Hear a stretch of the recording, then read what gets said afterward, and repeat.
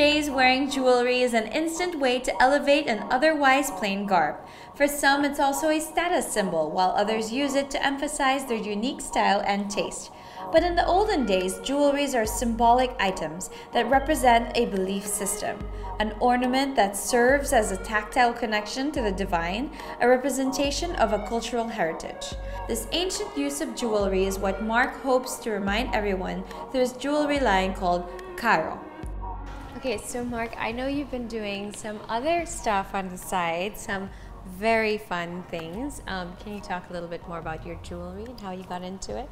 Yes, it's a new gig. I don't intend it to be a major business. I just wanted to do something once a year because my interior work makes me work on a large scale. Yes. This is really nice to work on a small scale and work with my hands and control the product entirely. Of course, an interior is a collaboration. This is much more just an artistic endeavor. So what got you started? Why jewelry in particular? I mean, you could be doing so many other things. You know, my friend Ramon Villegas passed away.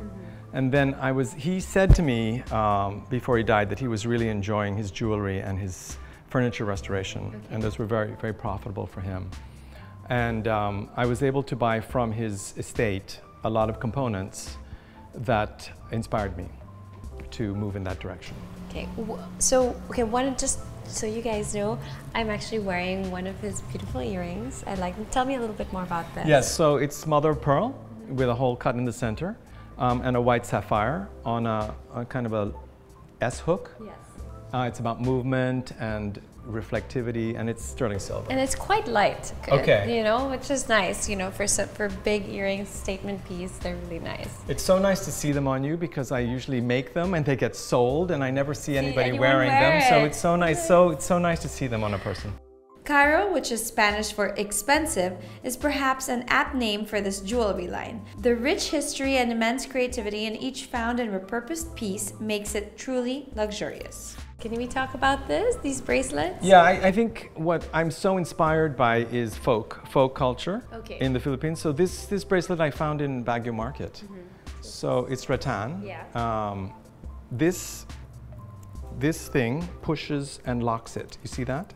Oh, kind of locks it, and then that locks the lock. Even more. So it's so ingenious. I thought it was really well done. And when you open it and you press, it's actually a tube. Yeah, how do they weave this? It's beautiful. So it's I thought it was just a wonderful example. It's like there's no beginning and no end. Correct. You can't find the beginning and the end. So there's a tradition of silversmithing and goldsmithing in Baguio. Definitely. So I asked them to create it for me in silver. Nice. And then you have the version dipped in gold as well. That's not dipped. That's solid. This is yours. That's solid. That's mine. That's yours. This is really beautiful. Yeah, for my next collection, people have been asking me to do them in gold. Gold. Yeah. So I'm starting with the rose gold. This is 14 karat yellow gold. That's very beautiful. Caro's jewelry line is also a mix of amulets and talismans from different beliefs and religions. And this? So these are Filipino 19th century katipunan or anting-anting that would have been worn around the time of the Philippine Revolution. Yeah. They're cast in brass. I really love this one a lot. This is the, well, she's almost black brass, Immaculada with the Sagrada Familia here. But I had the molds taken, and this would have been too heavy to be in solid silver. So it's empty. Yeah. It's empty. So it's two molds, and then we solder it. And so that's sterling dipped in gold. Oh wow, they're quite light. It's very light compared to that. I know, if you wear this, you'll get a neck ache after a while, right? Correct. This is so beautiful. That's what's happening there. So those get put on chains that I've designed. Yeah.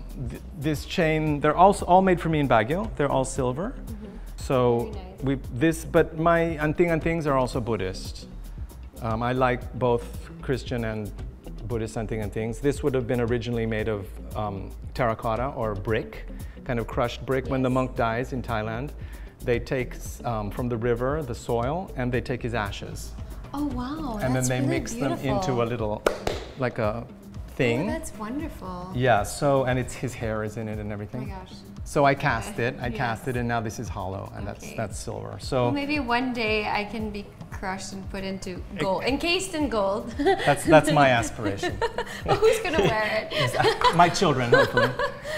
As a designer, Mark is no stranger to criticisms, and with the materials he's been working on, being respectful of its intended use and origin is his priority. Do you find that this is something you have to be careful about when designing things? Very much. I have to be sensitive and. Because we find it beautiful, and obviously we are not attached to whatever sacred or historical attachment there might be, but we have to be a bit mindful, right? Correct. Yeah. No, for me these things are sacred. Yeah. And even though this was cast for me, 2 months ago, I think the person who wears it We'll feel something. Okay. and what it's actually that's what intrigued me is all of these things, the crosses, the Buddhist things, it's like our admission that we have to rely on something outside ourselves. And this is just a reminder. Yeah. Correct? But And it's, they're all yeah. very so this is what I like a lot. They're all really tangible. Like most things I would say, or things that you hang on to for guidance or hope or whatever, you want to touch it, right? You do. You do. Yeah. Like you always like fumble around with Correct. something, right? Correct. Or even your wedding ring, right? Like you'll turn it around. or When you're anxious, yeah, it's you nice wanna to, or that feel rosary. something. I think that's why you want to feel that kind of hand. With Caro, Mark has created a tangible link to a historied past and spirituality. And beyond the aesthetics, it's also a symbolic platform for this artist to speak his truth. Okay, let's talk about this. Okay. Right. Right. So if you talked to me earlier at lunch about being interested in Buddhism. The Buddhists have always a social cause. Yeah. Correct? Their meditation brings them to this realization that the world needs help. And for me, gun violence is one of the biggest issues that face our world today, certainly in America, where guns seem to be everywhere. And even here in the last administration, we had Dagdag Bawas. In this administration, we have EJK. And so it's also a comment on news and what can you believe? What is truth and the state of journalism and truth today. You're able to translate your thoughts into wearable pieces of art. And that's really, really nice. And it gives you, I guess, you have no spaces that you're working with. You have no parameters. So Correct, it gives you yeah. creative freedom. Right? Correct, That's yes. really great. Thank you. Well, thank you so much, Mark. It's Pleasure. been great.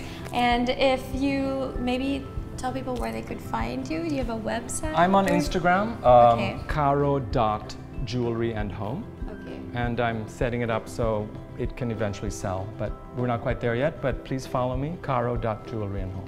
Great. Thanks. Thank you. Thanks, Stephanie.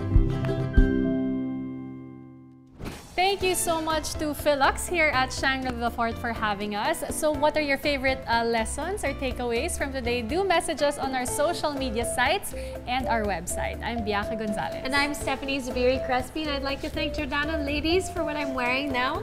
And of course, here's your assignment. Why don't you take your learnings, apply them, and share it with others? Until our next session, this has been Modern Living TV.